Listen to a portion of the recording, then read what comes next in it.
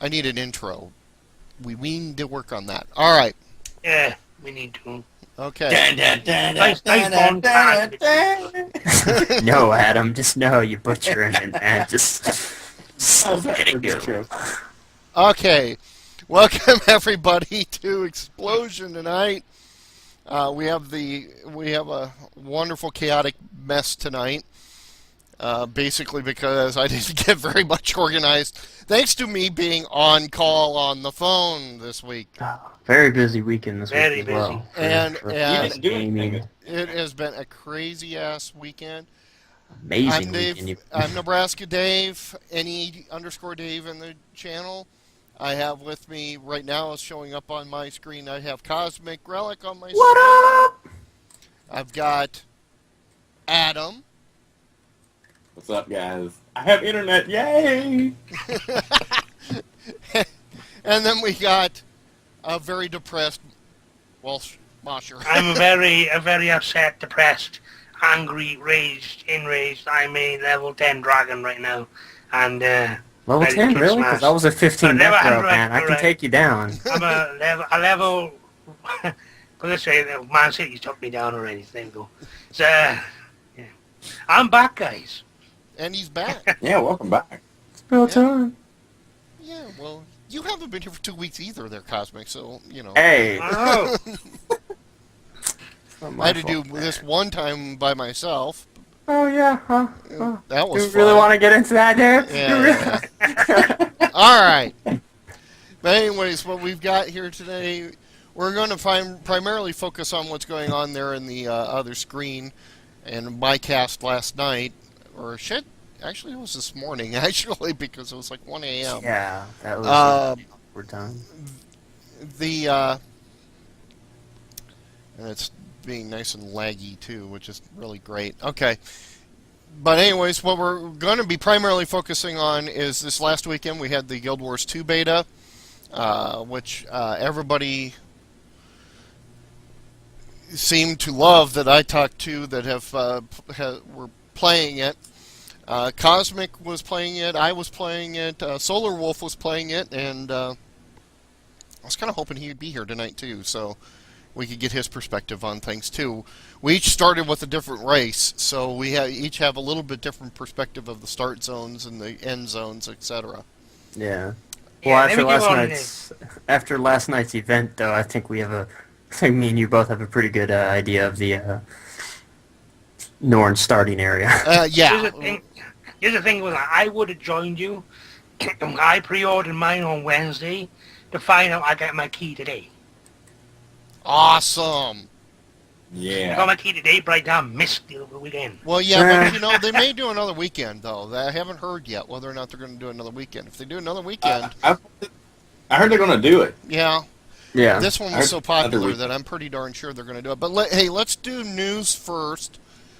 Get the news Yep. over, and then we'll delve deeply into this Guild Wars 2. All right, everybody. Yes. Excellent. Which one do you want to do first? Which one? Well, Mosh, you said you had something. Go ahead. Age of Conan dev blog outlines stamina changes, multi-spec functionality. Funcom may be gearing up for the Secret Worlds imminent launch, but the company hasn't abandoned its Dreamworld-powered MMO.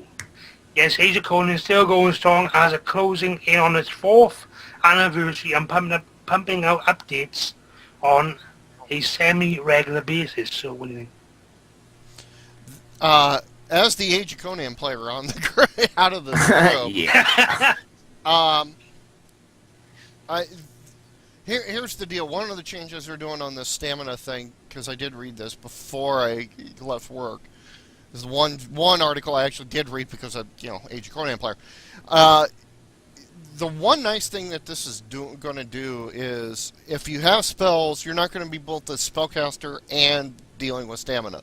So you're not going to have 3 bars to deal with. You're only going to have 2. You're going to have a mana bar, and you're going to have your health bar. Whereas a combat character is going to be, combat and then stamina. The problem will be, of course, is how fast you run out of one or the other now, since they're going to combine them on certain character classes. Because I've run out of stamina and I've run out of mana at the same time, I will mind you, with one of my characters. So it's quite the annoyance. And then you... Yes, are they going to be able to? You think they're going to be able to run all three of these MMOs? Because you got Anarchy Online, you got Age of Conan, and now you have the Secret World coming out. You think they're going to have the? I think what they're doing with, without me saying too much, is I think they're probably putting all their chips in on Secret World in a sense, the way it seems to be. Because if I'm trying not to say it, the way I see it is that, you know what I mean, they can see one of these things working out, you know what I mean, and I don't blame them for kind of, Age of Conan to this day is still a beautiful game. You know, it's a very, very well, I only wish it came out in this state, you know. Mhm. Right now that game would be still going strong, it's still strong now, but, you know, if it came out in this state at launch, I think that game would have been a big hit. But what they're saying by here also is finally the class updates are in the works, beginning with the Tempest of Set and continuing on to the Beige Haven, the Herald of Exotli, the Necromancer, and there's more too. So they're basically working on classes as well. Yeah, I have my second character. My first character is a Guardian, which is a tank, pure board and shield tank. My second character is the Bear Shaman, and that's the one I've been currently working with, on. So the fact that it's the second one to be revised, it will be interesting for me. And I know a lot of people that play the Heralds of Zotli, which are basically cloth tanks, cloth DPS, melee class. So that'll be an interesting one to see as well, to see how that works out, because, like I said, I know a lot of people, including the guild leader of the guild I'm in, is Herald of Zotli. So it'll be interesting to see how that all pans out. Yep. You want the next one? Yep, let's go to the next one. You got it, or? Well, I've got that there. Eve Online is turning 9 years old on May 6th, and I didn't realize it's been out that long. Yeah. Wow. I thought it was younger than that, but damn. Anybody remember whenever this game came out, though? It was really not a big thing at all. No, A lot of people wasn't. I mean, for me, I was like, yeah, okay, it's spacious, whatever. I've got, I think I was playing, 9 years ago. What was I playing at the time? I was playing something. Dark Age of Camelot. Probably so. And, which Dark Age of Camelot, man, don't even get me started on that game. I love that game. But this game, I'm really surprised. 9 years, and it has one server, and everybody's on that server. And it has world records, which is crazy. Cool. So, I mean, it's just absolutely ridiculous. I read an article the other day. They were talking about that the devs think it's hilarious that people are trying to go through and destroy the economy in the game. Like, literally go through and try to, undermine the economy and do, like, all these different things to it. I think it's freaking hilarious. And they're just like, yeah, we love it when they do that. Because it's its own world, pretty much. That game, if I would have gotten into it a lot earlier, I think I would have still been in it. But you really have to be in with one of the bigger guilds to really get anywhere in that game, which is the one bad thing. That it is kind of a barrier to entry kind of deal. Which games have to worry about. I mean, games like this where the economy is such a big deal, and controlling the economy, first 3-4 years, Goon Squad pretty much controlled the economy. And to have that kind of power in this game is ridiculous. And now it's a little bit more diverse because, everybody's kind of split up and gone their own ways, and Goon Squad's still around, but they just don't have the numbers yet anymore like they used to. Well, you can pay for your subscription with in-game content. I mean, with money in the game, which is awesome. Yeah. I mean, you can literally make money in the game if you really wanted Can, to. yeah. Mm-hmm. Or do what the goons did, is just literally screw people out of the money. Oh yeah, and I mean, there's tons of stories that I hear from this game all the time of somebody got in a corporation and they were a spy for another corporation and they went through and stole half, half of the money from this one corporation and took it over here and spread it out. Yeah, and that's really freaking awesome. That's like awesome. The I wish I could do that. on the high-end game where you have the big corporations, it is definitely a backstabby game. Oh, it is. It is definitely. But it's fun. I mean, I played it. It was fun. I was part of a smaller guild corporation, and it was, but it couldn't sustain me because I really couldn't get anywhere because I wasn't one of the big boys. I think that's what the thing is also that for any player that wants to go into Eve, wants a casual way of things, I don't think they're going to get on pretty well with it because it's got that steep learning curve where, it takes a while to learn how things are, even with guides. I mean, and then basically once you're off the ground and you're in there, you want to hope you join one of those corporations that do well and can, stand on their own 2 feet. Otherwise, that corporation can get wiped out. Yep. Yeah. Okay, moving on. Terra Europe. Terra had this little dust up last week I mentioned on the show, where they they had taken the European publisher of Terra, took out all the blood from the game, and this caused a lot of people to get irritated, obviously. So the company behind that has come up with a new incentives to try to entice people back to pre-purchasing the game. Basically, it's a set of items and skins, they say, that you can get in the game that are specifically for European only people at this point in time. Did they say why did they take out? Because of the... Was it... It's a weird situation with that. The publisher did it and claimed that there was EU regulations regarding it, and then they asked the EU trade guys, and they're going like, what regulations? So they're not really too sure what exactly happened there. Huh. Well, I know it. Well, go ahead, Mosh. I say, why take it out then? To me, offering these items is nowhere near going to make... right now, Terra's going through trouble. They've got these law cases going on, and last thing they want to be doing is alienating their customers to where they'll say, hey, I don't want to buy this anymore. I don't want to play this. Now they At have this stage of the game. Yeah, they have reversed themselves on this. That they are going to put they're going to put a slider in for gore effects. But Might as well. But I don't know. I don't know what they're going to end up doing there with that. It's kind of a weird situation. It's still a weird situation, and this is kind of their butt kiss to get people to. Why don't you just put the button wherever back in? Because they did, but they did it with a slider, so you can slide it all the way off or all the way on. Is what they're doing. Why did you just put that in to begin with? I know, right? Instead of causing a whole stir up with it. The last thing they want to be doing is getting themselves bad press after everything else is going on with them. What happens with these developers is I really think they get wrapped up too much in their own world of developing this game, and they don't see the obvious. You know what I mean? Like, why would you not have... Okay, perfect example is this, and it's not a MMO. It's Battlefield 3.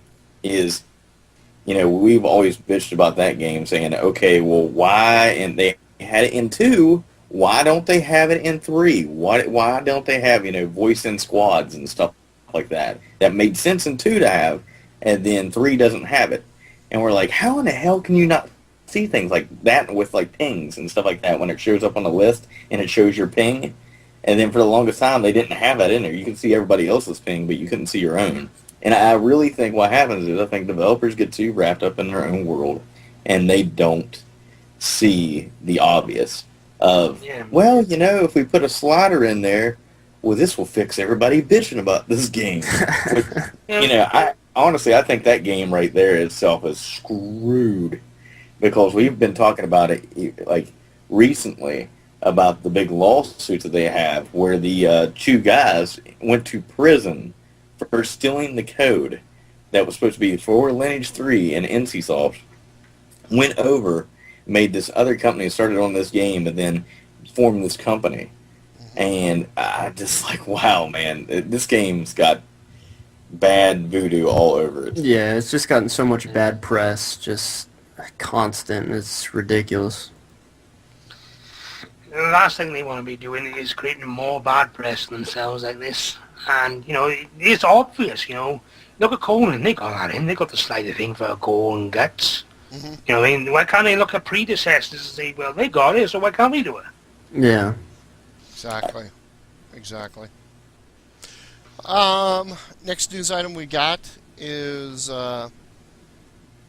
Pitch Black Games, and I believe Cosmic, you had this, right?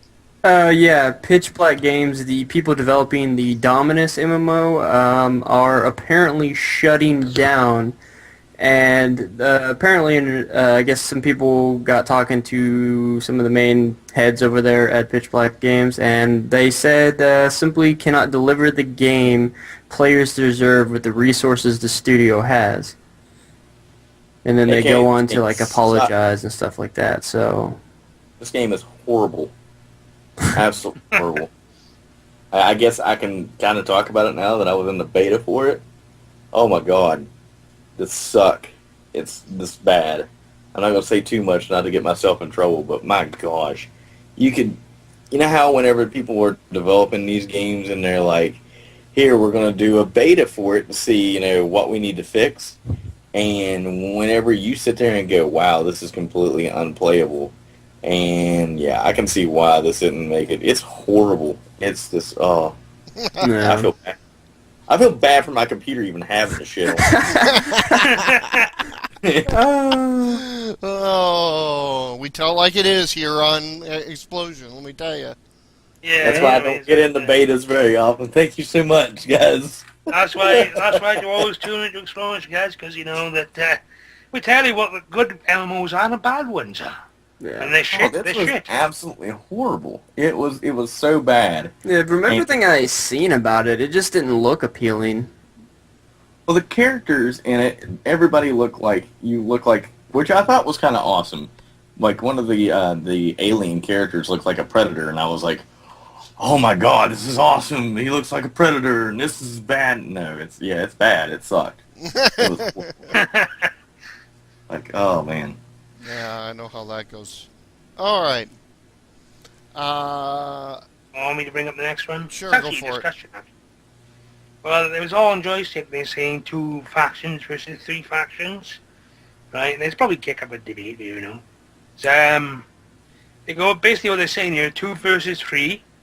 Should it be a cut and dry affair after all? Is there a better? So basically, what they're saying is it better to have 2 or 3 factions, and they use Gaki Jakano as an example for the 3, and they use Aeon for 2. So what do you think? Oh, what? There's better examples. Yeah, I'd say Rift for 2 or some shit like that. I mean, Yeah, like Rift or WoW for 2. Wow, Yeah, why use Aeon for 2? You got to use Well, WoW I for don't 2. think you can do that though, because Aeon in the Abyss, which is the middle of the area that you have the fortresses and stuff like that. You have 3 right there anyway. You have PvP, player versus player plus player versus environment.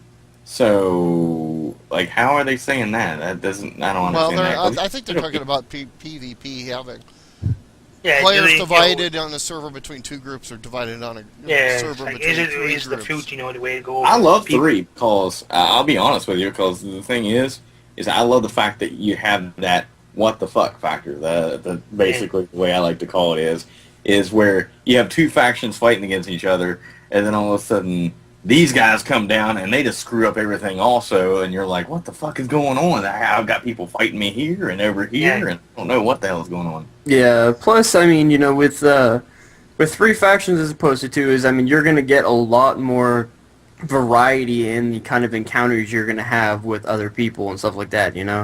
I mean, because you can have it to where, hey, you'll just meet up with this one faction, or you'll have these like 3 faction clashes, which would just, these big epic fights that, I think a lot of MMO players love to do. It's just something epic that you want to, kind of accomplish. Yeah, and also like what they're saying by you, by having a 3rd faction, it's much less likely that one side can dominate the battlefield internally, and basically, I've always seen it that the 3 factions. I've always go back to Dagger Comment. They've used a great example of that. I mean, I always find it brings chaos into it. There's no way you say that you're going to hold this forever, because you either turn out to be a good defender or not. Yeah, and I mean, perfect example of this that I actually experienced this over the weekend on the Guild Wars 2 beta was the World versus World versus World PvP that they had. Our server was green, and the other 2 servers were red and blue. And when I first went in there and I looked at the map, we had them, we had everything except for maybe 3 or 4 little forts in 2 of the zones, in the red zone and the blue zone. And, I was like, oh, okay, so we are, dominating. I went to sleep, I come back on, and we are pushed down. Red took over that, the red area, blue took over the blue, and, we were they were starting to infiltrate the main island area. So, I mean, stuff can change, on the fly with 3 factions, because you're having to protect stuff from a bunch of different, from more than, one front, pretty much. Yeah, and you can see it. I'll give you a perfect example of a 3-front war. Go to secretwar.thesecretworld.com right now. Yeah. It's basically, like I was saying last week, because that was my big game last week. I think it was last week. It's a game of Risk that's being done through via Facebook login, via Facebook Connect, and it's a 3-faction war. During the day, especially from about 10 a.m. Central to 10 p.m., the Illuminati slowly builds up and dominates the game. Then about 10 p.m. Central, the Illuminati decide to take a nap. and here comes the dragons.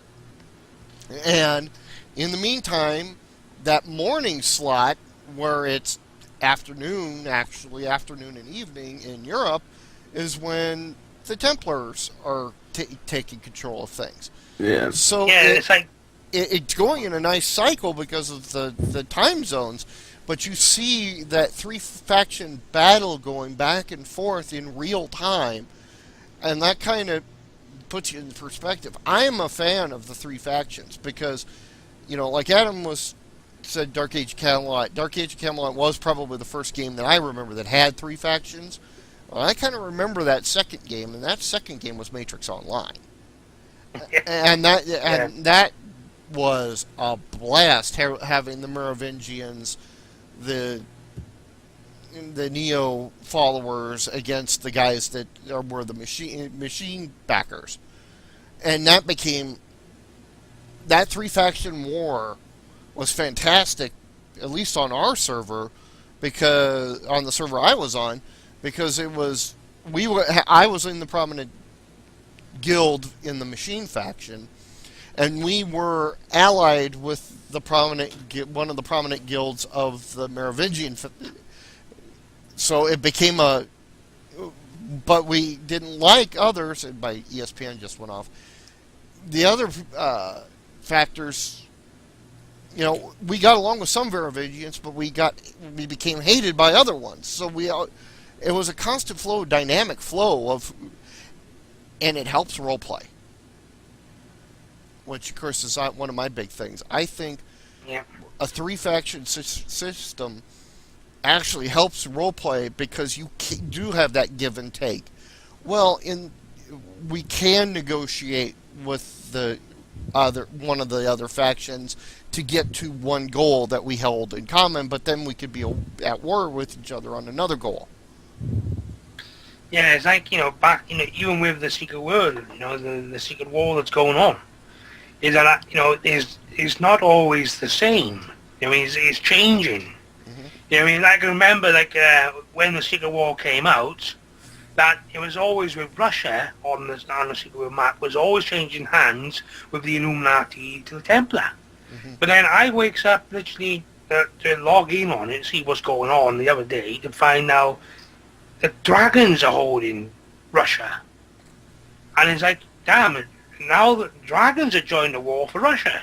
So now we got this third faction fighting the damn country. Yeah. I thought it was just a tilt between the two. So you never know which territory is going to swing, which way. Again, that's where the question is, if say that there's a faction that holds that one big place all the time, where the two factions can actually be like, look, here's the deal. We can hang up, we take this guy out, and then we'll battle for what we have. Mm-hmm. That would be just absolutely awesome.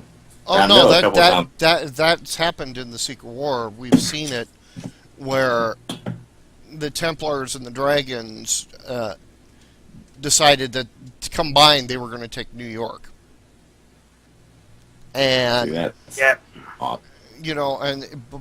and they took New York and then got back to fighting, and so the Illuminati was able to take back New York because the other two started fighting again. So I love that kind of dynamic, that rolling battle type of deal. And then, of course, like I said, that also just adds to role-playing capabilities because it gives you stuff that you can negotiate with and against.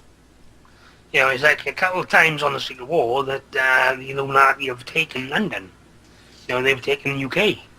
Yeah, we've taken and the Illuminati's taken South Korea. And Japan as well. It's like countries that you would think that there would be very footholds of these, very well defended takeover. Yeah. So, okay, I got one more story, and then we can go into our big stuff. All right. We cool with that? Sounds good. Yep. Okay, that one big story is Cryptic Studios. Star Wars. Star Trek.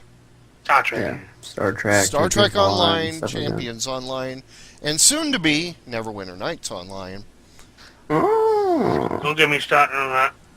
I won't, but they just revealed this past week that they were, after the previous explosion, that they were hacked in December 2010. Yeah, they found out December 2010, and they just figured it out. And basically reset everybody's passwords after a year and a quarter of the potential of those passwords already being compromised. That's right. So all you Sony haters out there, you hear that crap, it happened to other people too. Suck it. Yeah, those are games. That's not an entire console, though. Yeah. True. I mean, it wasn't an entire network, but it was a couple games. They were. But we digress. Just saying. Yeah. As the Xbox and the Sony and the PlayStation player people start killing each other. I personally, though, they may. I can't believe that they when they finally find this out and that now they reset the password. This is ridiculous. What's going to happen now? At least on my credit card, I'm probably now going to get sent. Oh, here's your new credit card because your place was compromised because they've done after the Sony breach. I got a new credit card. My bank sent me the new credit card after the Rift compromise, because there was one in Rift. I got sent a new credit card. Yeah. Really? Wow. I got sent a new credit card then. Well, now here comes. Oh, no, we had one. Well, guess what? I'm going to end up with another credit card now. Oh, man. And that is annoying trying to memorize those damn numbers. So that it's more of a consumer frustration for me. Does anybody really know their credit card number, like off the top of their head? I used to until it got changed 3 times on me. Yeah, I don't have a credit card, so I don't have to worry about that. young. I love how Mina's saying build a fort with your old credit cards. Be better invented than their computer networks. Yeah, I'm beginning to wonder that too. Yeah. Okay, so now we're going to Can go. we do one more before we move? Sure, what do you need? Go for it. SWOTOR. Do we have to? Prep. Oh yeah. Do we have We to talk have- about the I disappointment? just want to on get the it out MMO front? because I want your thoughts on this. Okay. SWOTOR preps, Star Wars Old Republic preps character transfer service for the summer. Feeling grounded. So what do you think about that? Prepping character transfers. Are they feeling the heat already? It's about time. Yeah. I think more because it's that time for this game to go flop. All that talk, all that, what was it? 1.2. Patch is going to save the game. And, Yeah, I think pretty much every big title MMO that was pay to play that's come out in the past couple years or something like that has had character transfers pretty much on release or within the first month and a half or something. So for them to wait 5-6 months after release to actually do that, it's ridiculous. Yep. The thing is that I've got characters already scattered on 3 servers. 4 servers over there. Of course, I canceled my account. My account runs out. Gee, surprise. June 20-something? Oh, mine's already. I've If that is- uninstalled it. Yeah. Anyways, if they would have had this character server transfer available, I wouldn't have minded to move some of my characters, and I hate to say this, away from where we were to a PvE server. I think should have done that early on. Yeah, I think they really they missed. One of the biggest problems I've had with SWOTOR is that they miss a large amount of basics that people expect in an MMO. Yep. The guild stuff, working who list for just your guild would have been nice for the first 3 months. Yes, that would have Well, the been. thing is, you would have thought, they bring up your guild list, for example, without it bugging out and not showing everyone in there. It would have been one of those things that you would have thought that they would have sorted for launch. That's why the betas are there for to make sure it's ready. And they had none of that ready. And it's taking them for how long after launch to fix that stuff? You mean? Yeah, I mean, I don't know. I mean, if Rift can have character transfers, on or soon after launch, because I don't remember. I mean, Guild Wars 2 is happening and stuff like that. It's come on, BioWare. Really? I'll be honest with you. The story to it and being able to go through and pick what you're going to say and stuff like that, that was way better than having to go through and read text and Yeah, honestly, are click happy. looking back at Star Wars, the story for leveling your character was the only thing that kept me playing, because once you hit 50, at least where we were, and, not going to go into that, but, I mean, it dropped off at 50. It totally just dropped off. Yes. I think what they needed to do for the story for 50 was kind of a way to, where you go to Hillam is maybe continue the story on. So maybe to me, as if it stopped there. Couldn't we got some kind of questing line where we hit 50, there's another chain? You know what I mean? Does it have to stop at 50? You know what I mean? Yeah. Yeah, because when your game is that broken and you had to go back through and fix the shit that you should have fixed in the very beginning, and your team's not working on developing new content, it's working on trying to fix the crap that it should have done in the very beginning and should have put in place. And yeah, I mean that's the whole thing. Is I think a lot of these companies think that you have your hardcore people that go through, and I'm not going to mention any names, Cosmic, anyway, that goes through and demolishes the fucking game within the first fucking month of it, and then they're like, I don't have anything to do, and they wait. Yeah, I wouldn't know. Well- I wouldn't know anybody like that. No, okay, here's the thing. I didn't wait for content. I waited for people to actually want to do the content. Stuff. Like, I'm not you going know, to some, Yeah. I'm saying it's some He is Codemasters, correct. He is some correct. GMs. But no, I'm saying it's failure on their end to have something there to keep you interested in to keep playing. Because, I mean, you have the people that go through and just love the game that much that they go through and just dominate the hell out of it. And then they're waiting for new content. You know, so. And their whole thing was, oh, well, we're going to give you another character. You want to go through the story of all the other characters, too. Yeah, well, you can only do that so much. And how many times did we all find out that the story's kind of a little bit the same? Yeah. Yeah.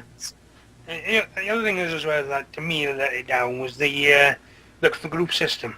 They needed a better system in there because just going over the damn chat system. Yeah, they didn't I have a want this. system. That was their You know what I problem. mean? They needed something in, after learning off what WoW did, we were looking for group system, we would have thought they would have done something similar. I mean, or at least have something there to make it easy for people to join, the hard modes and get in there because it took me ages to find even one hard mode. Yeah. And honestly, for me, like I canceled my sub like back in like, I don't know, a while back, a couple months. But I mean, had they had a looking for group option that, you didn't have to spend like hours sitting in chat typing, like something similar to like WoW and stuff like that where you can queue up and stuff, that probably would have been enough just in itself to keep me playing longer. Because, I would have been able to get in there, experience, these hard modes and stuff like that, and, I wouldn't have just been sitting around on Fleet like, yep, waiting for the PvP queue. Well, let me just run around the space station and just sit here by the turns. And scratch my bum waiting for something to happen. Yeah, I mean... And then So- 90% of the time when you did get through that queue and you were going like, yes, I'm into PvP, Hutball. Jesus Christ, Yeah. why, I know it was their way of trying to speed up the queues, but it was like... Yeah, like, it got so bad, me and Maven and Akima and Doe pretty much spent our time at 50 and stuff, just chilling there in queue on PvP on the Fleet with me and Maven trying to pull Akima and Doe off the railing and kill them. That was pretty much how we spent our day. We're just like, oh, we're going to get them. So I put that down to the poor looking group system because you think about it, even when we did manage to get, the world event stuff going, we went to do the world bosses, it's the game picked up a bit for us, we were actively doing stuff. yeah. But the moment that you come away from that, and like in WoW, you could end a raid, and then all of a sudden get your ass on and looking for group system, and you'd be probably in an instance within 2 minutes. I mean, but on there, it's like you got to wait a damn hour. Yeah. And a lot of people are like, I've heard, like I said, I've listened to a lot of different podcasts and stuff like that to get other people's point of view on things, and other people are saying the same damn thing. They're saying, what the hell did they do with this game? People are jumping ship left and right. Like, you already see the subscription numbers, and if you go look at the charts for the MMO subscriptions and things like that, it goes from straight up to straight fucking down. Yeah, I Flat. think they've already lost like half of their initial base because they were saying that like their active subscribers or whatever back when they did the numbers for the 1.7 million, that was when a lot of people were still within their 30 days, and then now they're coming out, now, and they like I think I went and looked it up somewhere, and they said that they've lost probably about half of that, The numbers I saw were that they peaked at 1.9 right near the end of the 30-day trial, and they're now down to 1.25 and dropping. Yeah. Which is sad. So, What I can see happening is that when they do these character transfer service, I can see just around about that time they're going to be offering free transfer services because some or if not most of the servers will be a ghost town.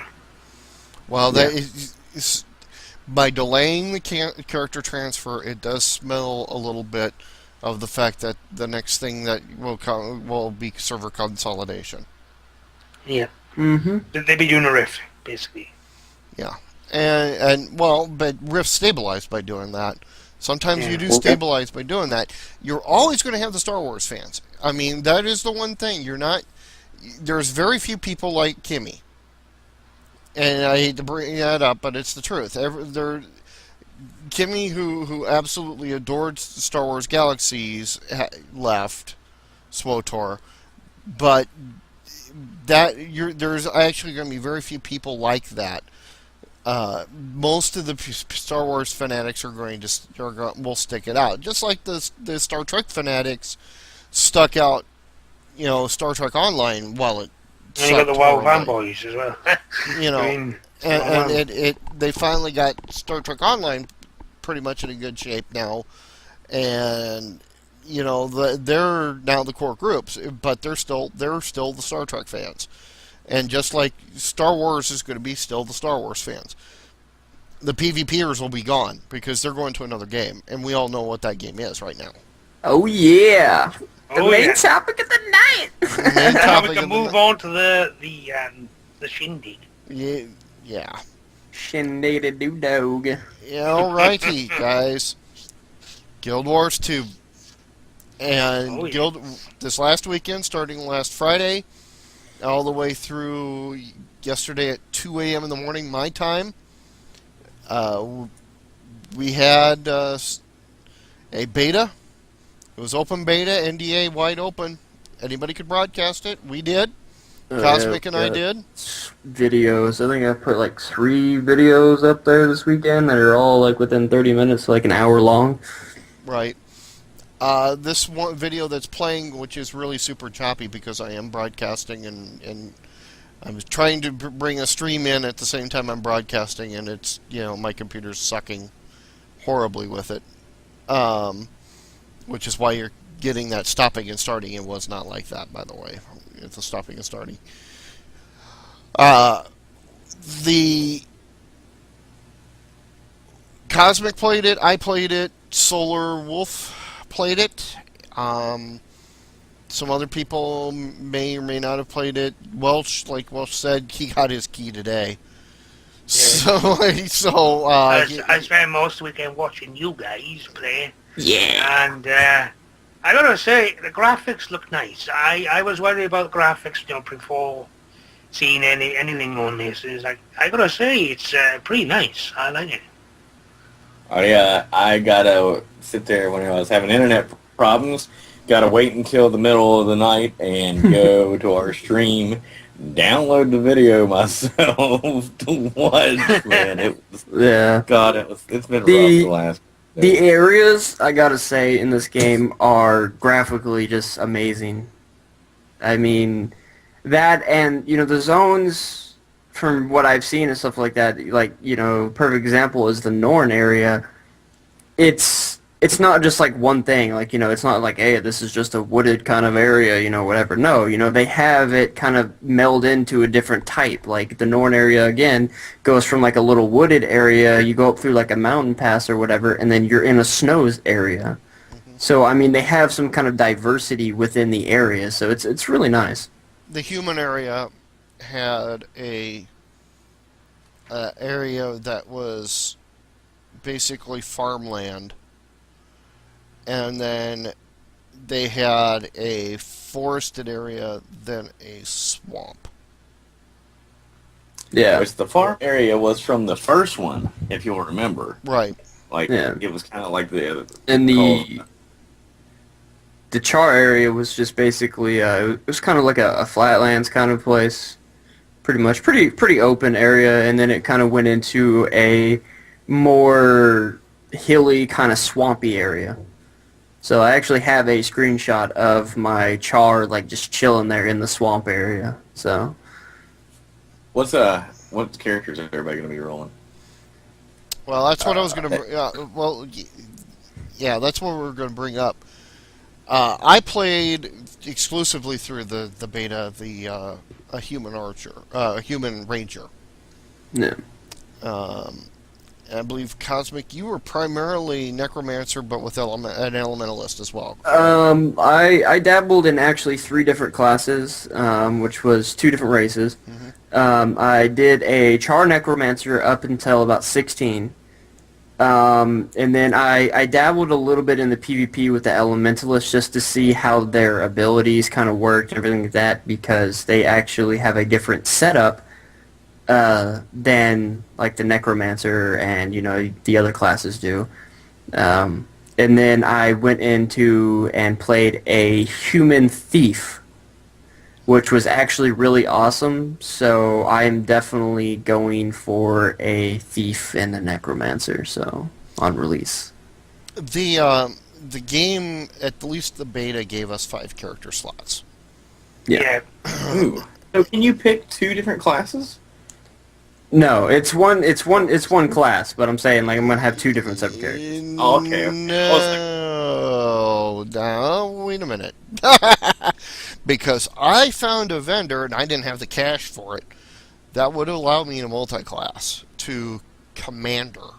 Really? Dual spec, kinda. I Yeah, guess. so I'm or switch character class or whatever you want to call it. I mean, switching to a actually the best way to put it would probably be a prestige class. Like D&D's prestige class.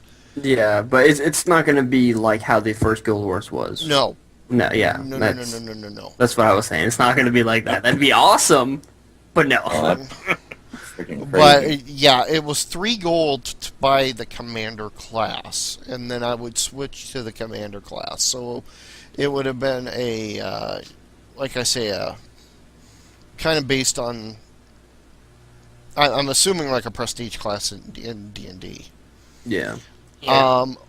The one thing that is different, there are a lot of differences in this game. Oh yeah. Did you guys ever try the Mesmer? So I'm probably rolling the Mesmer. No, I did not I try. think, wasn't Solar a Mesmer? I think he dabbled in it a little bit. Yeah. I don't think he got too far into it. But I know from videos and other people that have streamed the Mesmer and like done kind of reviews of the Mesmer and talked about it and stuff, is you have to really kind of work everything around your kind of doppelgangers or your clones, whatever you want to call them. And apparently there are a couple different types of them. Some of them take more hits than others, and like think they do different attacks and all that, and do different damage amounts. Like a master of illusions, basically. Yeah, basically from what I was gathering stuff and from what people were saying about it is the Mesmer, if you're interested in it, is going to be kind of a learning experience. You are going to have to learn, what you're doing and stuff like that, and go through all that. So it's definitely going to be one of the learning experiences that, if you just try to make your Mesmer jump into PvP, you're not going to have no idea what to do. You're going to have to actually level up some to kind of get used to what abilities you have. So with the Mesmer then, the illusions, how many illusions, how many of you being illusion, do you have a copy of yourself being projected somewhere else, which is like a false image being attacked, but it's not you? Yeah. Yeah, basically, they have, like I said, a couple different variations of it, it depends on your abilities and stuff like that. I believe I heard someone saying that you have, I guess like a skill or something like that, is kind of like, it's one of your attacks or whatever, and it has a chance to do like a copy of you, and like your basic attack, has a chance to do a copy of you. And I think you have one that actually will do like a 3 copies of you or whatever. So kind of like the mirror's image from WoW, I guess, if you really want to reference something that, But yeah. And But from everybody that I saw on Twitter talking about Mesmer, everybody loved it. So I didn't see a single person that didn't like it. And pardon me while I do some typing over here on computer 2 for a second.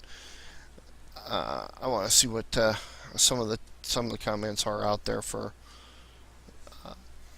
It's a lot of people took screenshots and a lot of people took videos, and you're going to see a swamp of these things up on YouTube. I like Cosmics. I would go look at his first. Oh, I will say that I went ahead and already bought this game.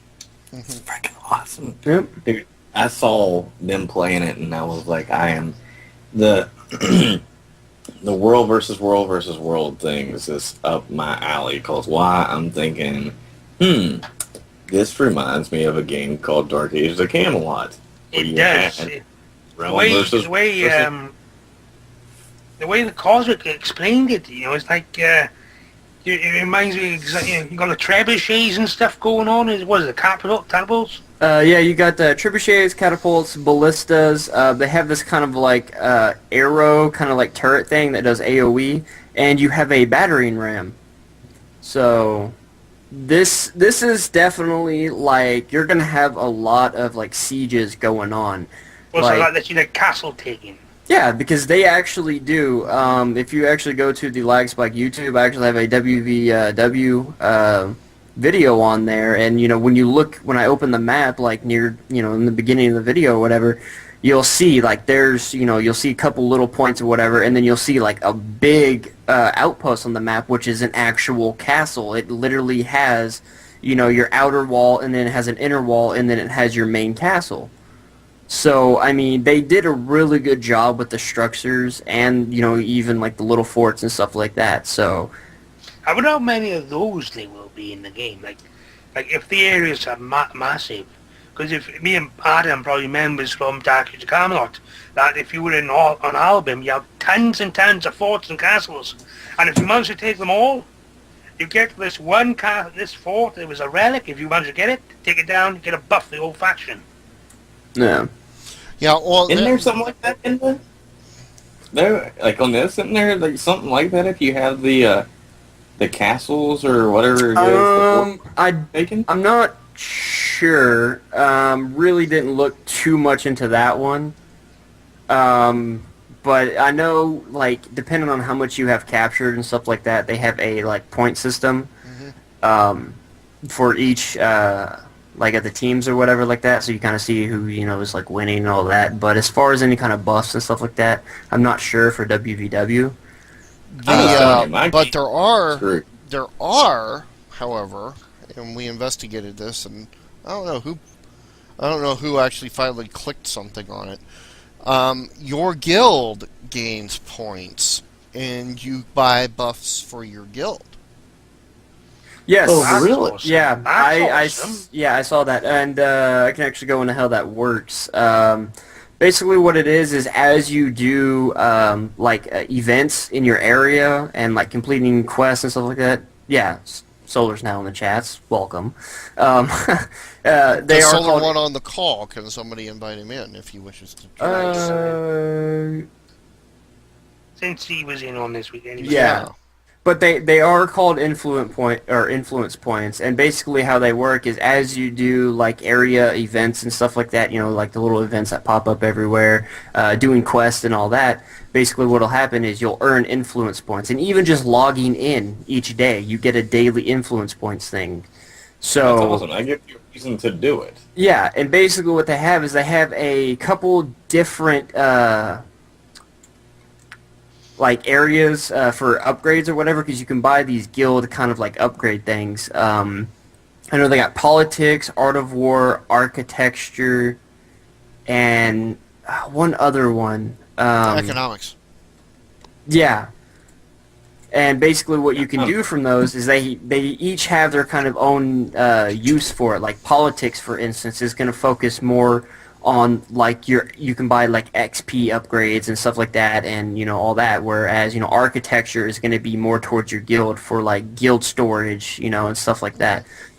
And they have a really awesome layout, I think, that it works is where you can't just go in and be like, oh, we got this or we got this or we got this, I'm just going to buy these like like mad. No, what happens is you have like kind of requirement things or whatever. So like say you want to go into politics. Well, in order to actually get politics, you have to have 500 influence points and train politics level 1 for your guild, which takes 16 hours to train. Well, since we're talking about the guilds, is there literally any guild type, I won't say guild housing, but like in Dark Chicago, for example, if a guild was a part of the RVR and took a castle, it wouldn't just go over to the faction, it would also be taken by the guild, and the guild will have their banner raised on the side of the castle walls. So is it something similar to that? I didn't see that in what I've looked at. I am not positive if they have any sort of system like that. But then again, realizing that they were missing pieces of this game, I'm not going to put it past them having that, but I'm thinking that they're not going to have a situation like that here. I don't think it's quite that dynamic. Yeah, from me, because I looked around, I pretty much went through the most of the upgrades and stuff like that, and from what I was seeing, from what they had in this beta, it could change, over, whatever, however many months or whatever. I didn't see anything about an actual like guild housing or guild hall like they had in the first Guild Wars. The only thing that I've seen is under the politics. I know you actually have to train into actually getting your guild like template for like your banisters and stuff like that. So I mean, it could potentially come. That would be awesome. And then they had it in the first Guild Wars, so I would just kind of hope. I guess I don't want to say I would kind of guess that they would have it, but. I would hope that they would bring it in, release or soon after release at least. I can imagine people requesting it. Yeah, I'd say they probably would there. It's because, I mean, really, that was like, the first one was based around PvP. A lot of the stuff, because after you did all the quest stuff, you were just like, okay. And this is my biggest thing that I was like, oh my god. Alright, Guild Wars 1, you would go into a town. There would be tons of people everywhere, and then you would form your little group and go out and do this stuff in your own little world, instance world. And this is just ridiculous. It's just like, I cannot wait to see what it does because you see how like games like Dungeons and Dragons Online, right, where they were the ones who was like, hey, we're going free to play. Oh my gosh, it saved our game doing this, and everybody else is going, oh, what? You're making money doing that? What? Oh, well, then fuck it. We're going free to play now. Now, I really hope that Guild Wars 2 is the game that makes other games go, well, what? You have a game that doesn't, you don't take subscriptions? How does it? You make money? Oh my god, let's do that then. And I really hope that this game does that. Where it won't, and I know where it's going to make money, because I played in that system. I don't know if you saw it in there. I actually played with that, because one of the things a lot of people didn't realize is that they gave you 2,000 gems. Yeah. And what does that do? Well, gems are their game current, the out of game currency. So you could buy boosts, you can buy healing, special healing potions, etc., like that, or bonuses to XP, or costumes, and they have the vanity costumes. Yes. And really? I was real close of buying the pirate outfit. Yeah, yeah, definitely. And just to kind of touch back on, I know Welsh asked about, how many points do they have to take in WW, and I just looked at the map that someone had posted up, and I counted, like, this is including outposts and towers and all that. Throughout the 4 zones total, there are 60 points to take. And then just to kind of go back to, Adam, you were talking about the party, and just going to add something in that me and Solar found in the beta, I think like last night or yesterday or whatever. I'm not sure if it was a bug or if this is how they intended to do, but we actually noticed that when we grouped up from like, I think it was like a Saturday or something, when we got on yesterday, we were still in the group, and I noticed that when he made a new character, that new character was in the party. Like, it was, so the party basically worked like account-wide. You know, like Yeah. if you had your one character on your account, and like Solar had his in mine, if me or him switched characters, we'd still be in that same group, That's which was awesome. phenomenal. And we also figured That's something out with the guild system as well, going back into that, which was guilds are account-wide as well.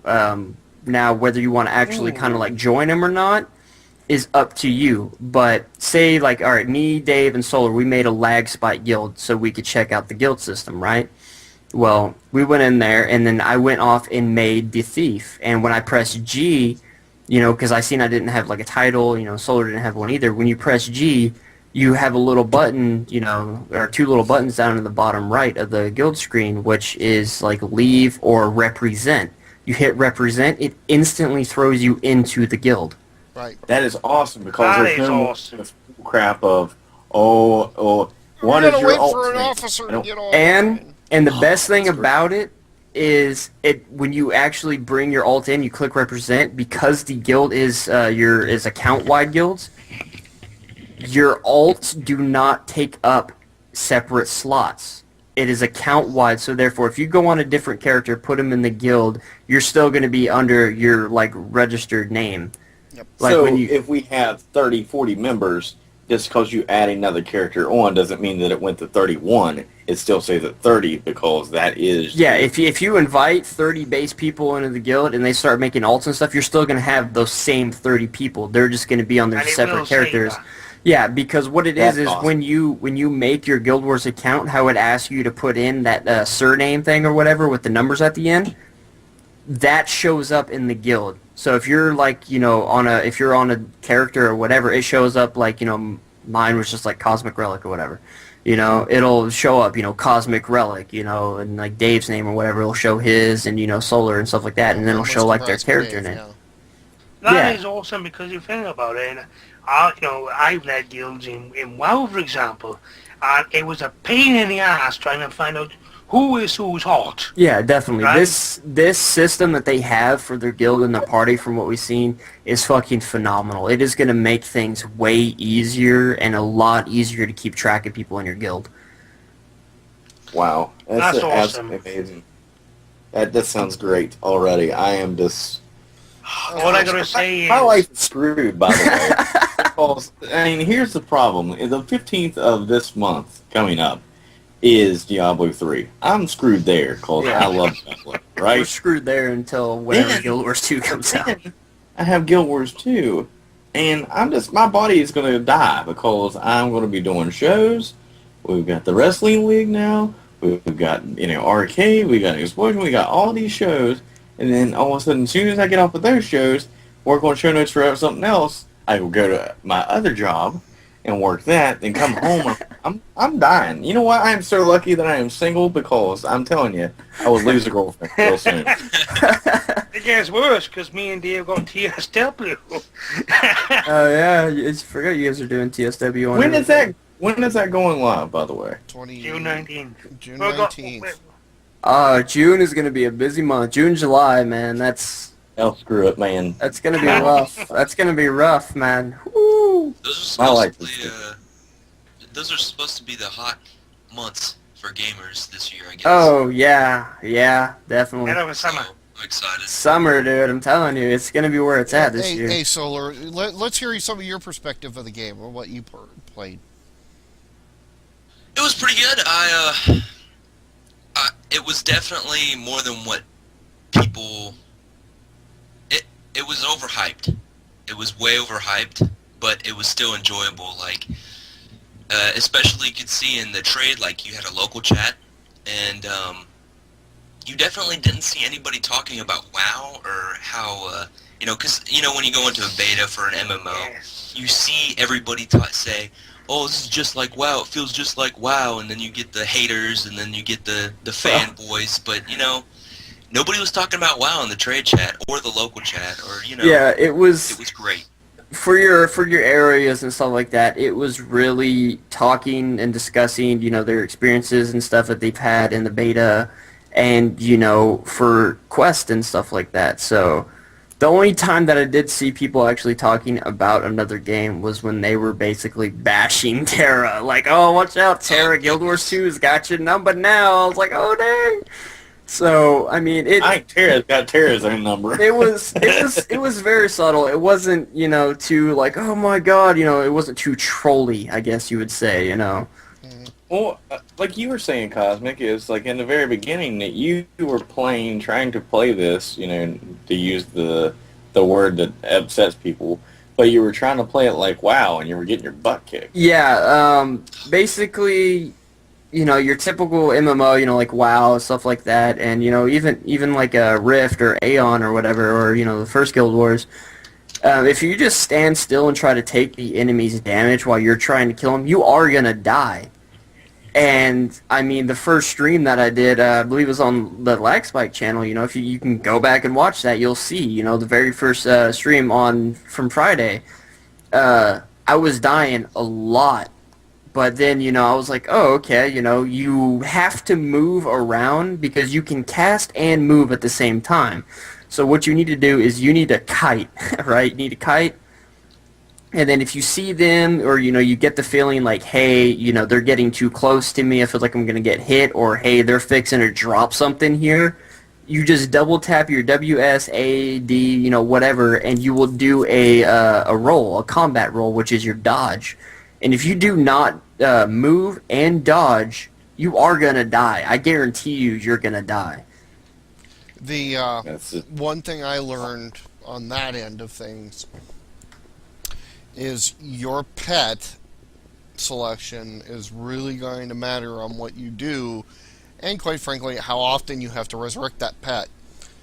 My pet, I did not utilize very well the first 2 days. You did a much better job with it the third day. The pet I chose was the Drake initially, but if you notice in the screen, I do have a bird that I gained later. I figured out by pure accident how to get the bird. But when I had got that Drake, and I'm thinking, oh, okay, the Drake is going to be somewhat of a tank. It's going to be able to go in there and do damage.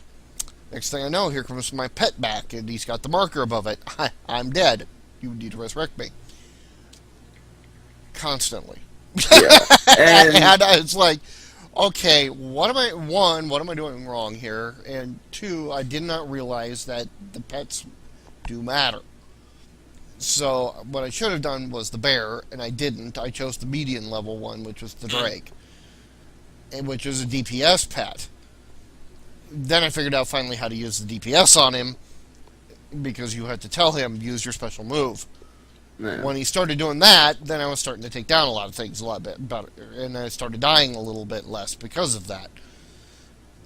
But again, the moving factor did make a difference. Yeah, and I'm just going to throw out like a key piece of information, because now that I'm thinking back in, because I know there was people like, I kind of blocked out everything like bad anybody had to say there for a second, but then, I'm kind of remembering. There's one dude, he was actually kind of really upset with the game because of the fact that there's no designated healers or anything like that. Guild Wars does not have the typical MMO, like, I guess, Trinity, kind of class setup, where you have your designated tank, your designated heals, and your designated, like, DPS or whatever. No, like, you have, like, your self-heals, and, like, the elementalists in their water spec will have, like, a couple of heals. But other than that, there is no, like, straight designated healer class or anything like that. Everybody is pretty much DPS, first and foremost. Mm-hmm. And, if you want to tank, well, you can do that, but you're going to be mostly DPS. You just have to build up your vitality and your kind of like defense stat or whatever. And, tanking as well is going to be completely different on here, because it's not going to be like, WoW or, Rift or whatever, where, you can hold aggro on the boss, and, DPS can sit there and pound them and be the bigger threat, but yet the tank still has them. No. If you're doing like way more damage than someone and you're the bigger threat, their pull mobs aggro. pick up on that, and they will come after you. Oh yeah, See, that's I was actually talking about that last night. Like, actually, they listen to what's the curly-headed dude's name from Game Breaker? Lore. Yep. Okay, listening to him, and he was talking about it, and he was like, I thought it was really kind of weird that these games, it really doesn't make any sense about a tank. He's like, in real life, and he's like, I'm not saying this, and I know this is not real life, and I know this is a game, but it's like, in real life, if you were sitting there and you had a group of people fighting one person, right, and all of a sudden you're going, wow, that guy's hitting me a lot harder. This makes no sense. But you have shiny armor, and you're yelling at me, so I'm gonna pay attention to you.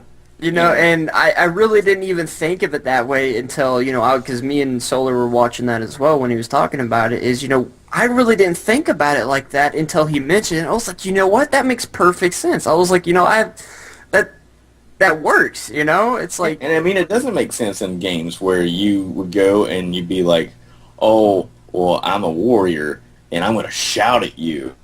And all of a sudden, next thing you know is, oh, you want to attack me now because I said your mom sucks or something like that. Like that. Yeah, that makes basically. no sense. For them to actually determine who is the bigger threat based on like a damage or something like that, and then constantly switch. It's going to take a lot more skill for one. I think a lot more coordination and kind of watching what you're doing in the dungeons in Guild Wars 2, and it's just going to take a lot more skill, I think, especially on the tanking side. You're going to have people be on top of their junk, otherwise, because if they're just, like, if we're rolling in a group, someone's tanking, and I'm just sitting back there on my necro wailing on them, not paying attention, I'm going to die, 100%. Oh, I think that's awesome, man. I really think that this game is... I need it to come out soon. I can't wait till this weekend. The situation, as I saw it, and it's a lot more prominent here at the end of this last video that I did for LagSpike, not the one that's currently showing. I kind of jumped ahead there.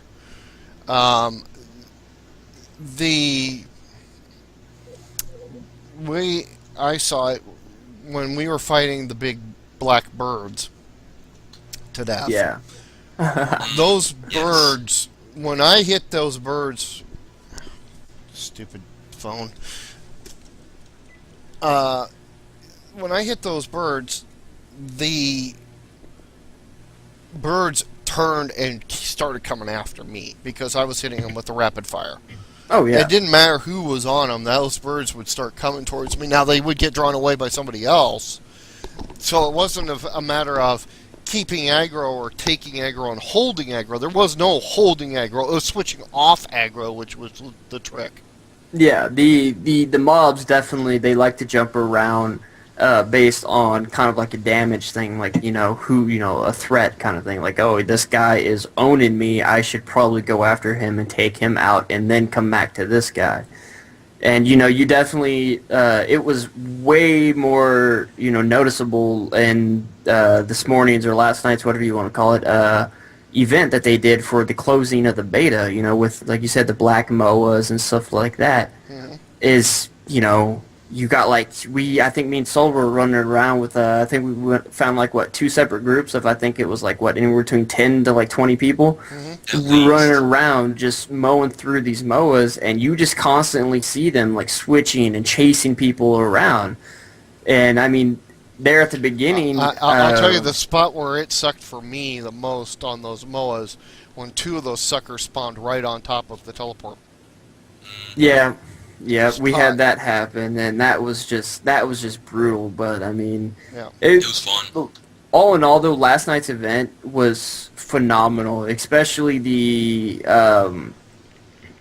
rabbit, the legendary. The rabbit was awesome. The legendary rabbit. Like, I was really surprised because I actually have that on the YouTube video that I put up, but. Like, I fucking recorded it, and I went back and I watched it and stuff, and like, even when we were doing it last night, my computer was kind of chugging a little bit, but I was still able to move around and cast my spells, at a decent, timing. So, I mean, and it's even like that in the video. So I was really shocked with that, like, because we had, oh my god, how many people did we have there, dude? I think it had to be at least, like, 30 to about, like, 40 people just sitting up at the top of these stairs in this little corner, just unloading on this rabbit, dude. I mean, summoning minions, AoEs, everything, dude. Yeah, well, this, unfortunately, I just noticed I knocked the video up right to the spot where I get pwned by the frippin' raccoon. Yeah, it was... That raccoon killed me 6 frickin' times. That damn stupid little piece of crap. Yeah, man, last night's event was very interesting. And those fucking birds, I see the birds. Oh my god. The raccoon kept summoning them. That was Is the that what raccoon that killing me, man. Because last night, me and Solar were doing that, and, like, we were in the middle of the group, and, like, I never had them, like, attack me, and Solar had him attack him, and then 10 minutes later, we were in a big group, and I ran out ahead of the group, a little ways, probably about 10 or 15 feet, so I was by myself. Next thing you know, I got the birds, like, swarming in my head. I'm like, oh my god, I'm like AoEing and stuff. I'm like, get off, get off. So, I mean, it was very interesting. This beta, from, what I experienced and stuff like that, was really well done. Yeah. Despite the server issues that they had a couple times, but, I mean, it was expected. Other than that, I think it was probably one of the better betas as far as, like, performance-wise and stuff like that that I'd seen in a while. Well, How was the targeting system? It was tab targeting, but it worked. Yeah, it actually worked, which was one of the points that I put into... I think I put it into the Guild Wars 2 breakdown from my experience of this weekend, of basically the kind of system and stuff like that, which is on the LagSpike news. The tab targeting actually seemed to work and function just a lot better, and be more responsive than, like, in WoW and stuff like that, and in Star Wars.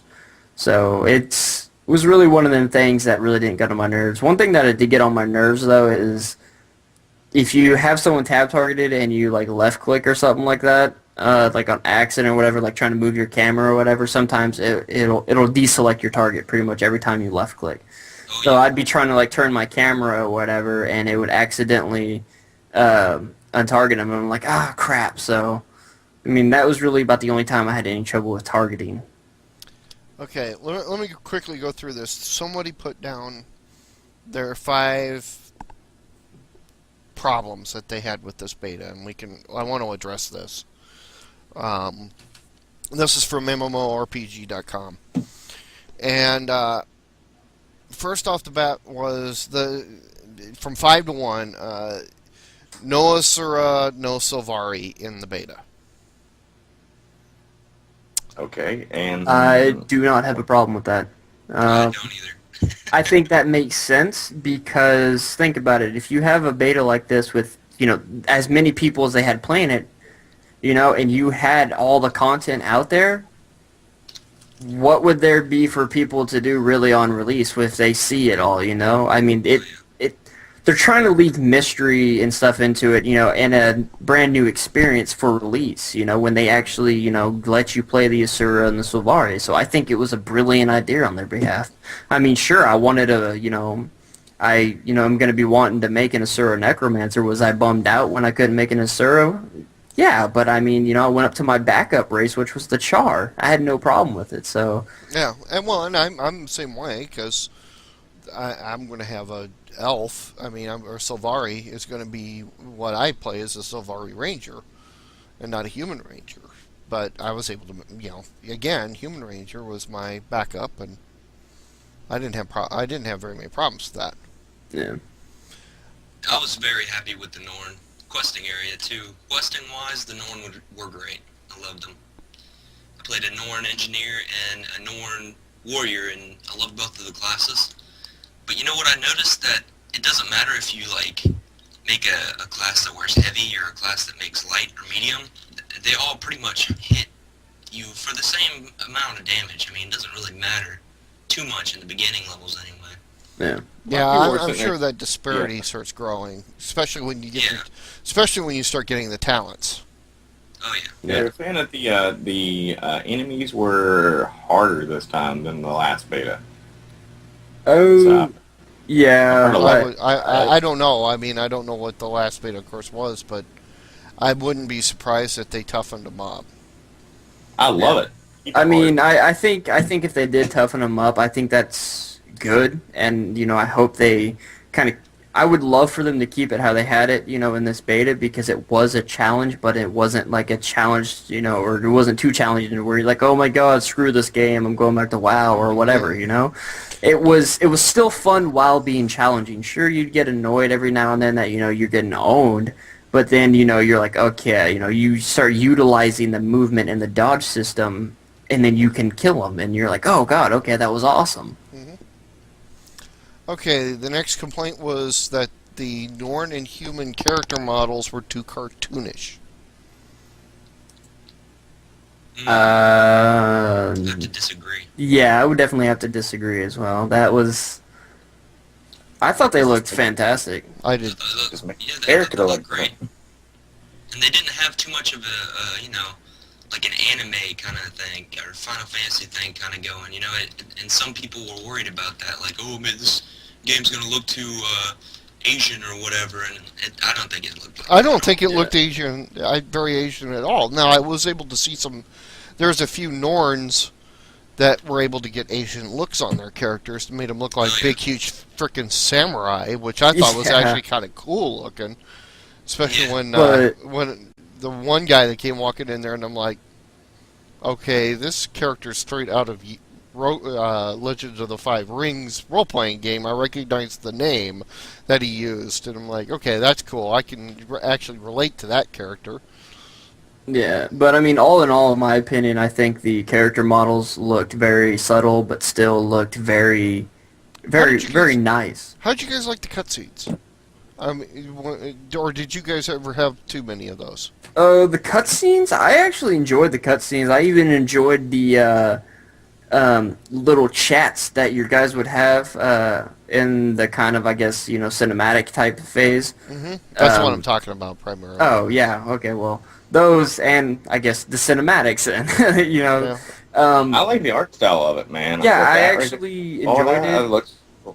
I like that they actually gave your character a voice in those, instead of it just being text, like where, the NPC dude is, in there, he's talking to you, and then you're just like, you just see your guy text, and you don't hear a voice, your character actually has a voice.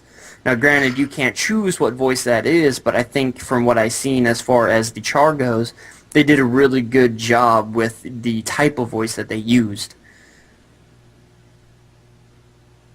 I like it that it had a lot to do with your storyline.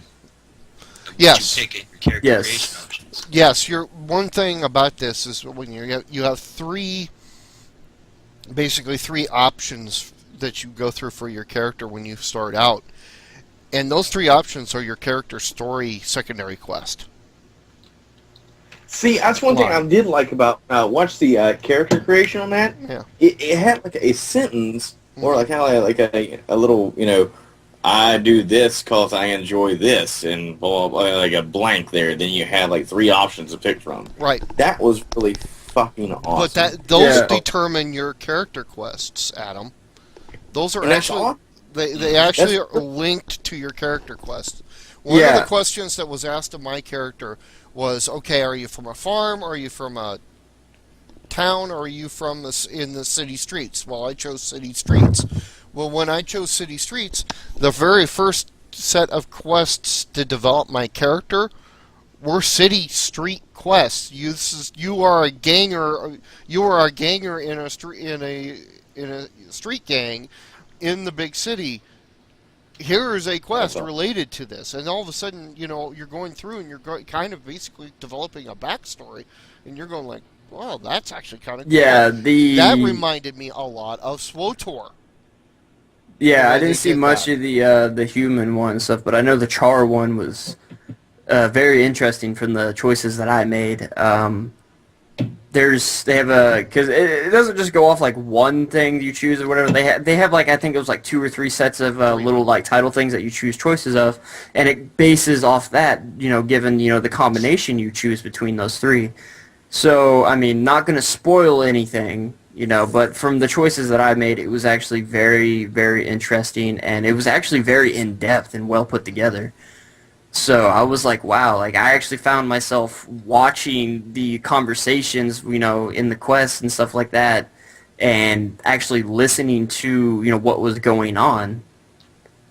Definitely. And that was the thing I had with it. It was, I felt it gave you that depth of your character. You kind of ended up developing your character that way. And G, that's straight SWTOR, in my opinion. And voiced, yeah, it was voiced. Yep. When you talk to the NPCs, it was voiced. So it felt a lot like SWTOR at that point in time. So I mean, it's not completely SWTOR like the way SWTOR is, mind you, but it's still the amount of it was. It surprised me. I kind of like that. Okay, the next. Were you able to do any whenever you did quests, were you able to pick options in the quest? There was a couple. There was a spot where I had to choose between either saving somebody or preventing something from happening. I basically I got to a point. I don't want to say it because I don't want to spoil it, but I basically had to do I either had to choose save my friend or give me an advantage at the town. Well, and so I had to decide which way should I go with it. That's really awesome. I moral choice. Yeah, I had another one, that was different on the Char side, which was, to, again, without spoiling anything or giving any, in-depth details, was basically just to kill someone or basically let them live. Now, so they were talking about with the quest. Is it like they said there's like a guide, or not a guide, like a spy, or what is it called? Scout. A scout. That's what it was. And they said that it would give you points of interest to go check out. Okay. Instead of giving you a quest. The way that works is their version of questing is a more kind of, I guess, like non-linear version. It basically allows you, or it encourages more exploration than anything else.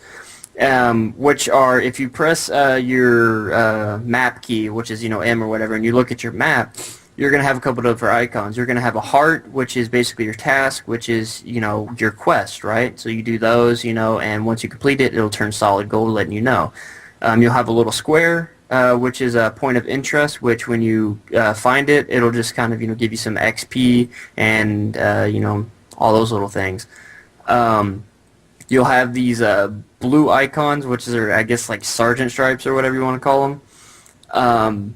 Which are basically skill challenges. Now, these skill challenges basically will, you'll complete them in various different ways, whether it be just, using an item, just talking to someone, or actually killing a elite mob. And they'll give you a skill point to use for, unlocking abilities and stuff like that. And every level you gain a skill point. These are additional skill points. Yeah, they're additional ones, and you can go over to other starting areas once you get out of your starting area and gather those ones as well. So they really encourage exploration. And then the last symbol you're going to have is a kind of diamond one, which is your waypoints, which is what you can teleport around to certain ones that you found anyways. You can teleport around the map, to other waypoints, and the waypoints also serve as a spawning point. When you die, and they have that little kind of last stand thing, if you die in that as well, you'll click return to a waypoint, and you get to choose which one you want to spawn at, so. That's awesome. Gosh. However, there are events that can affect that, where if an event is happening, you cannot respawn at a certain spawn point because it's being what they call contested. Yeah. Ooh, so it's kind of like the mobs take over areas? Yes. Yeah. Kinda? Man, all right, I'm done. I'm good. That's They- Rift there, basically. They, That's Rift. yeah, they do have some. It's not quite as Rift because they don't hold it really. Yeah, no, they're more just kind of like patrolling around and stuff like that, and I mean they have various like different events. Like they have gathering events, they have like killing events, and just escort events and stuff like that. And I know from what we seen yesterday, one of the events was really, really in depth. Basically, it was just like you had to kill this like shaman dude, right?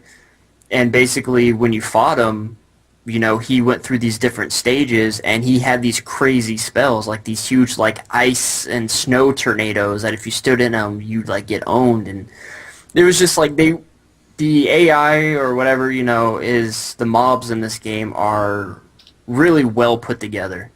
I mean, their ability sets that they have and stuff are just amazing.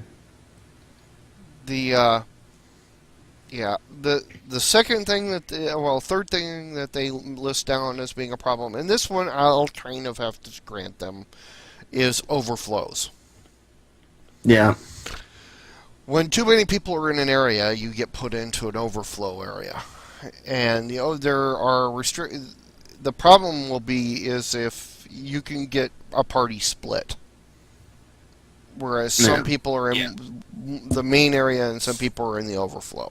That happened to me and Solar last night, right before the event. He accidentally ported, I think it was into town or something, and he came back out and put him in the overflow server. So, for I think the first couple of minutes of the event last night, he was in the overflow server. So, But you know, the overflow servers with that subject, it didn't last very long.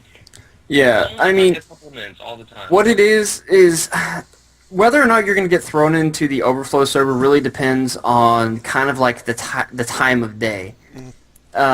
Because, you know, there was some, like, I think it was like Saturday or something like that, or, you know, in the afternoon or whatever, I wasn't getting thrown into really any overflow servers, whereas, you know, like Friday and stuff like that, you know, at peak hours and stuff, I was getting thrown into them constantly. So, I mean, sometimes you'll come across them, sometimes you won't.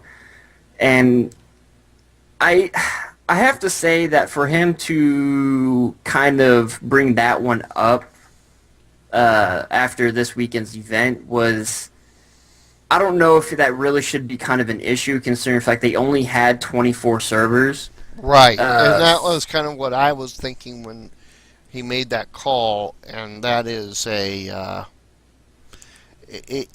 problem is that, yeah, you're going to have overflow for about the first 3 days. Yeah, and I mean they only had 24 servers for you know, North America, and then they had, you know, 24 for Europe. So I mean that for as many people as, you know, were in the beta and stuff like that, it was pretty. I think that was a relatively kind of small amount of servers. I think on release we're not going to come across overflow servers as much. Total servers. But- Is it region based, or can I buy any server, you know, version, and I can play with you guys? I don't know if it's region locked. Are you talking about the overflow servers? I don't think it is or not. No, I don't think just the game in and of itself. That's, Oh, okay. What's up, Cutter? What were you gonna say? I was just gonna say that I actually like the overflow server option that they put in there because, you know, with most games you'll get queued or you won't be able to get in, and that delays playtime. I mean, with the overflow you can either queue up for it and wait, or you can go into an overflow server and keep going. So, I mean, he might have put down that for 3, but I kind of have to disagree with that because I think it was a good idea. Okay, here, Welsh, to answer your question, it says here on GuildWarsInsider.com, I guess they got an interview with ArenaNet and them, and it says, the title says ArenaNet, Guild Wars 2's client is region locked, but not game servers. So I can play with you guys, even if I bought a US version, an EU version. Yeah. yeah, that's what it's saying.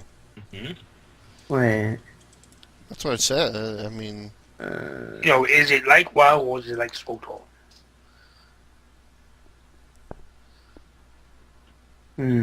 Okay. The question on the post or whatever was, is my copy of Guild Wars 2 tied to my region? It says yes. To play from North America, you must purchase a North American copy of the game. To play from Europe, you must purchase a European copy of the game.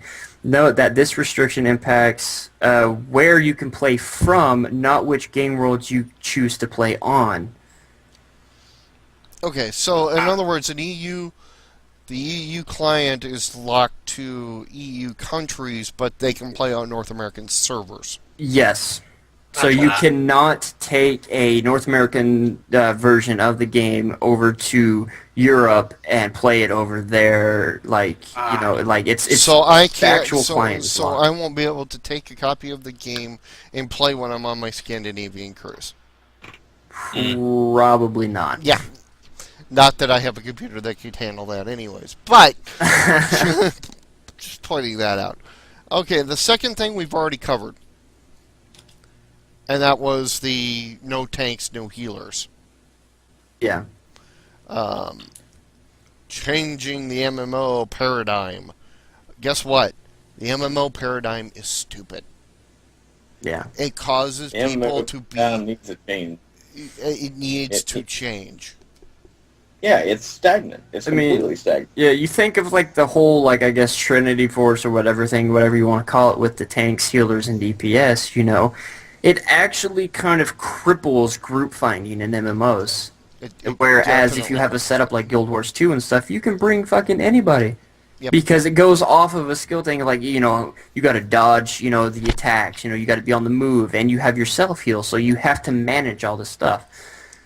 It's not like, hey, we need this group comp, so you know what, you're a DPS, we need a tank or a healer, so you know what, no, you gotta wait another 2 hours before you can get in, no. That paradigm came about, surprisingly enough, because of the Champions paper and pencil role-playing game, was where that paradigm originated from. It wasn't D&D. Burn it! So just so people know that paradigm actually came, but it's an easy paradigm to program to, which is why EverQuest programmed to it. Yeah. And that's where it all came from. Then it was from that, because you never had that in Ultima Online or any of the games prior to EverQuest. EverQuest was the one that really created that paradigm. And then from there, that just has carried on to all these MMOs, because it's an easy programmable paradigm. It's harder to program a game like Guild Wars where you don't have that paradigm. Basically, rock, paper, scissors. Yeah, basically. Okay, and the last thing, and we know it is the one thing that everybody was complaining about at some point in time during the weekend, was, of course, the lag. Yes. I think it's... But this is an open beta, guys, and I pointed this out and I got a response back from one of the SWTOR people on the thing is it's a beta. It's a stress test. That's what an open beta is. It's a stress test. It's supposed to break the servers with lag. It honestly, it's supposed to do exactly what happened. Because you then learn what your thresholds are on a server. So now they can look at those thresholds and say, okay, when we had this many people on in this area, we had this kind of lag. Yeah. So now we know we need to have, we're going to have a player base this big, so we need to have this many more servers at it. It's how they determine all of that. It requires the first couple betas to lag. Yeah, and I do got to say, the first day it was running actually really smooth, which was really shocking. I don't think it really started to lag until I think like really late in the first day, and then throughout Saturday, which was the second day. So for that to happen, I mean, that late after beta start was actually pretty good for them. They held up really good, though. Yeah, they held up a whole lot better than I actually expected. They had Oh, yeah. they only really had 3 major crashes that I can think of, and I may even be off by one because I think it might have been 2, because we had the super lag there at one point that they stopped the servers and recalibrated stuff and came back up. Yeah, within the hour. That was Within the actually hour, really quick. Yeah, and then we had that about, what was it, about a 2 to 3 hour outage where the login server choked. Mhm. Yeah. But that was the login server that choked. That wasn't the actual game that choked. Yeah, because there was people who were still in It lost data. streaming and stuff. So. Yeah, well, eventually they got kicked out because once they tried to change into another zone, they got kicked out.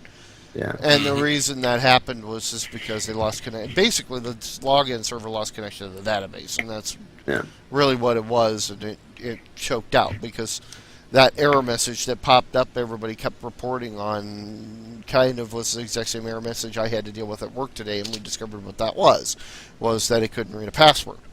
And that tells me that their database server basically stopped talking to their login server, and you only go so far before it does that check again, and then it chokes you out. But once they got that resolved, I didn't have a single problem after they did that. Oh yeah, even on last night's event. With all the people in that one zone on the server. I mean, That it was a little stress slow. test. I mean, Yeah. that was a little slow, but when we were beating on the bunny, that wasn't. I mean, we had, 250 people there bounded on that bunny. Yeah, I mean, honestly, I even told Solar this, and I think you'll hear it in the video that I posted on the YouTube, is that, I was like, okay, I was like, this event is going to, like, end in the server crashing, and that's how the beta is going to end, because of this. And, at the end of the night, when it didn't crash, I was like, holy crap, that is shocking. I mean, I think they did a hell of a job with it.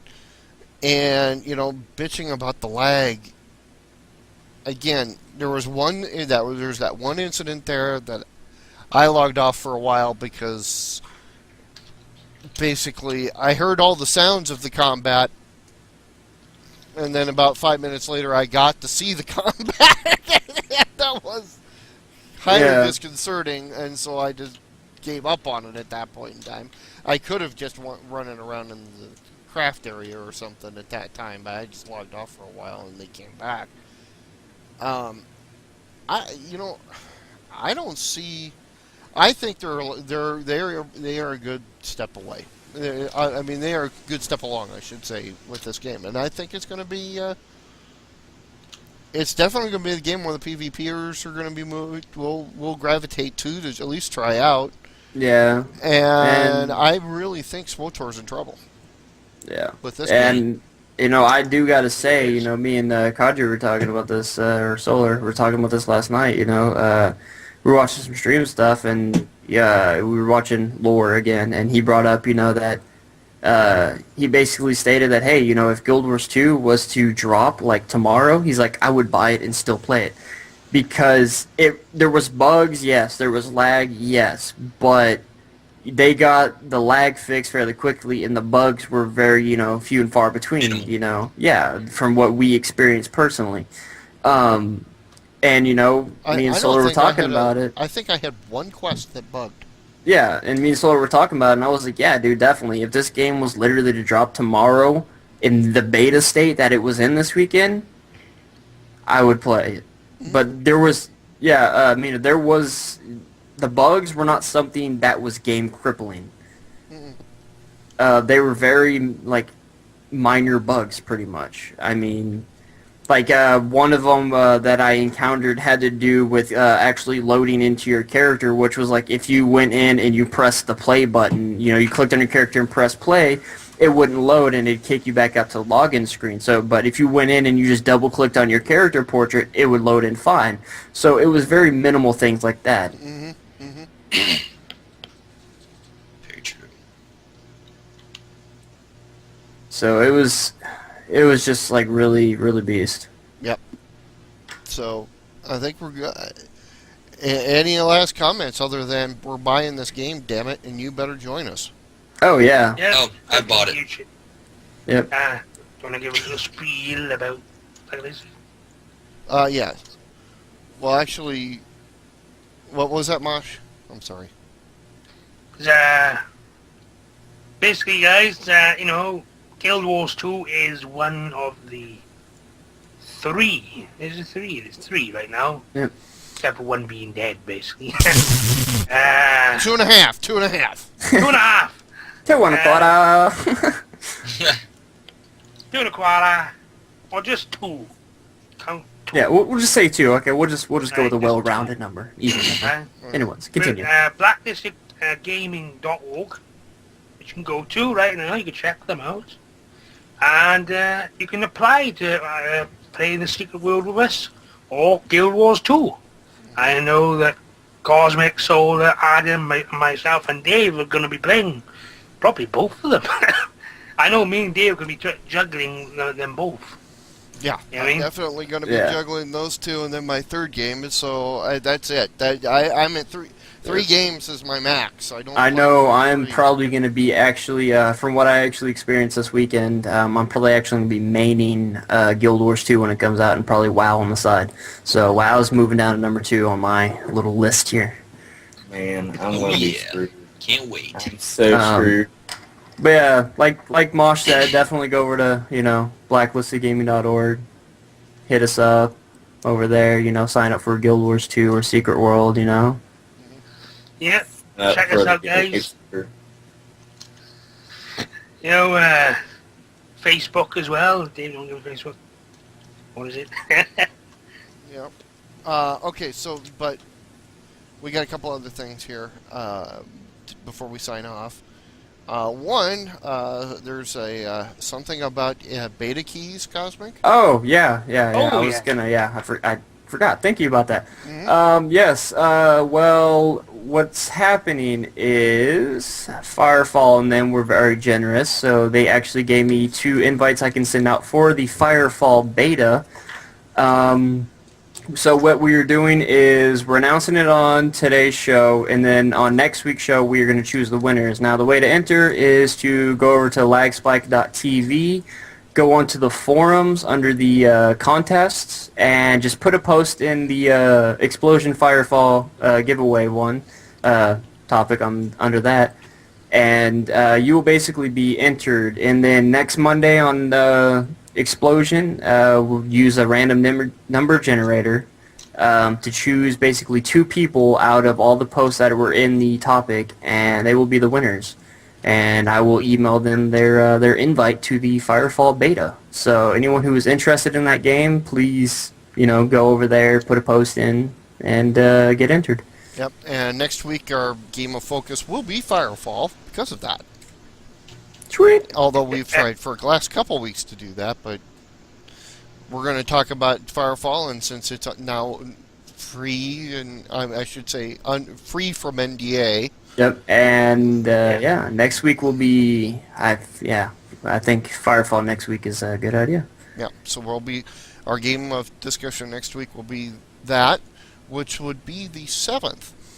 Yep. The week after that is our Illuminati Cabal Summit meeting that we are going to be holding here, and we may have up to 25 people in here. We'll see how it all works out.